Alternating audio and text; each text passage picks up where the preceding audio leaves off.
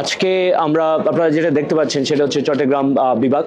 বিশেষ করে আজকে সারাদিন আমরা এই বিভাগে প্রায় 120টার মতো নমিনেশন ফর্ম জমা পড়েছে অফলাইনে এবং অনলাইনে আজকে সকাল থেকে, এবং খুবই স্বতঃস্ফূর্তভাবে আমরা আজকে মত বিনিময় এবং যারা আসছেন প্রত্যেকের সাথে আমরা আলাপ করছি, খুবই দুর্দান্ত রূপে আলাপ করছেন। আমরা ইতিমধ্যে প্রায় অর্ধশত যারা মনোনয়ন জমা দিয়েছেন প্রার্থীদের সাথে আমরা কথা বলেছি। সেখানে অভিজ্ঞ মানুষজন আছেন, সেখানে তরুণ আছেন, সেখানে জুলাই যোদ্ধারা আছেন, সেখানে ব্যবসায়ী, শিক্ষক, ডাক্তার এবং বিভিন্ন পেশার প্রত্যেকের একটা বিষয়, সেটা হচ্ছে তারা প্রত্যেকেই নতুন বাংলাদেশ চায়, নতুন বাংলাদেশের নতুনভাবে তারা বাংলাদেশকে বিনির্মাণ করতে চায়।